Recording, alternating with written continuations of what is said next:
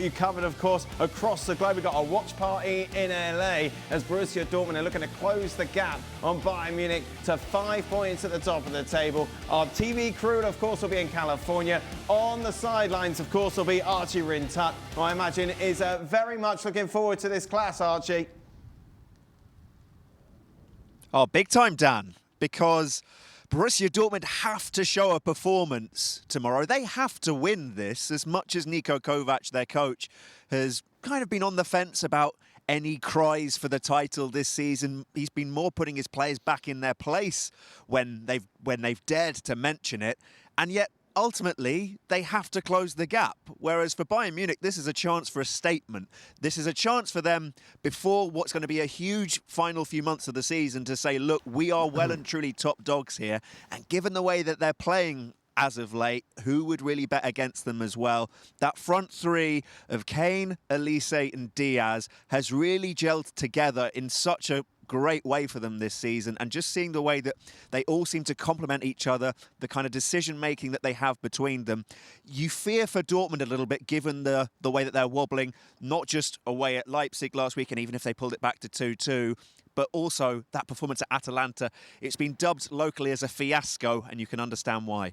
Then you expect the Niko Kovac team, then you expect the Dortmund team to just go to Bergamo, be disciplined, get yourself over the line, and then you are 3-1, deservedly down, and then you got something of a stroke back there, and you start doing something in injury time, and then you do another stupid thing. So, I mean, as a player, you can think that, okay, it's a fantastic chance now that we are playing in our fantastic atmosphere at Signal Iduna Park. We have the chance to beat Bayern. So I think that after a loss like that as a player, when you're sitting there, you think, well, we have the chance, we can beat Bayern and can somehow repair a bit of the things that happen in Italy.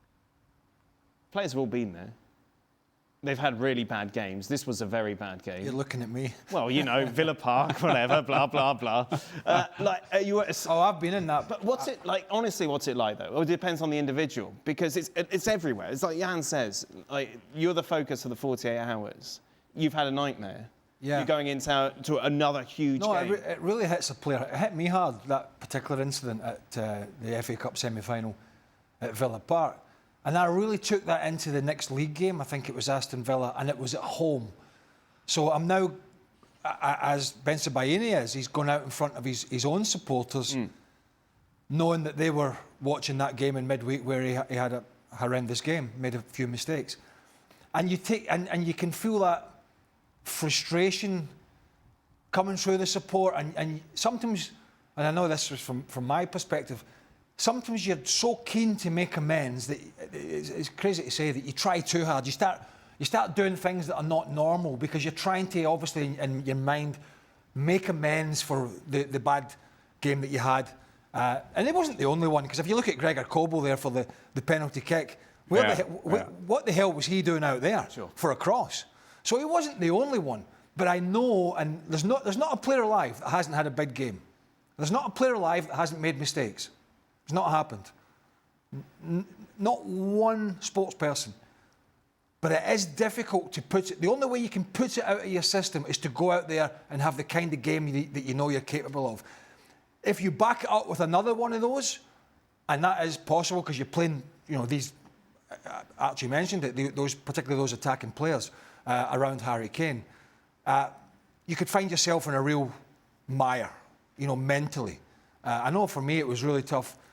Mentally, because you think you've let all your teammates down. You think you've cost them a cup final, you've cost them this, you've let 40,000 supporters down, and that sort of mould. People might think that players don't think about things like this, but they do, unless they got no feelings at all. So it'd been a tough week for him. I'm sure he would have wanted a bit of an easier game to get back in his stride, but he hasn't got it. So it's straight back out and. Brush yourself down, roll your sleeves up, and get on with it. But when you have a night like Ben Sebaini had, then you find out about yourself when you've got to go straight back into the cauldron a few days later. Well, of course, he'll be up against one of the strongest attacks in the world at the moment. Archie mentioned it, the likes of Kane, Elise, and of course Luis Diaz, who has been fantastic since making that move from Liverpool. Whereas with Luis Diaz, sometimes you wonder, does he know what he's going to do when he's getting the ball? And that's the excitement to it. And sometimes he will still fluff the occasional chance, but for the most part, he does some of the most outrageous things. This goal that he scored back in November away at Union Berlin, where he squeezed the ball in when Bayern had their backs up against the wall in that game.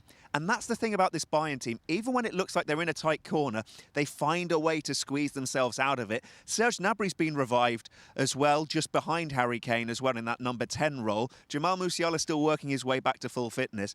And it's all of these things which contribute to this feeling that whilst I think it's difficult to place too much currency on how good Bayern have been this season in the Bundesliga, because no Xabi Alonso Leverkusen from last season, and Frankfurt without Hugo Ekitike and Omar Mamouche have really dropped off.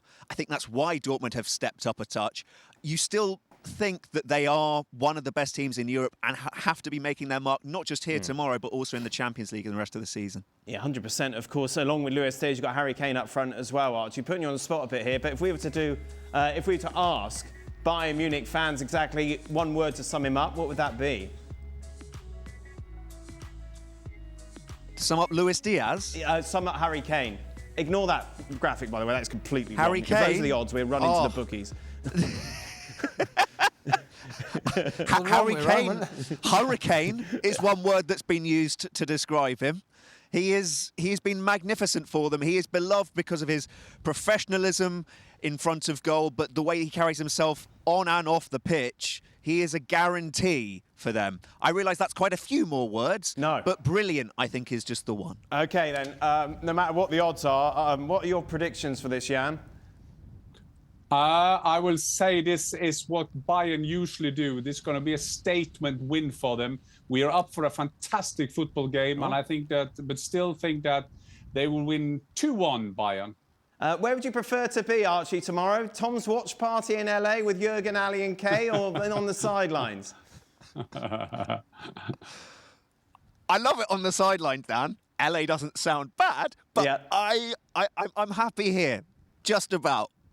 Just a reminder. I was a little confused, at the start, because I just automatically thought Archie was in LA, and I thought, it's not dark in LA at 2 o'clock, is it? 2 p.m. No, we've got everyone covered.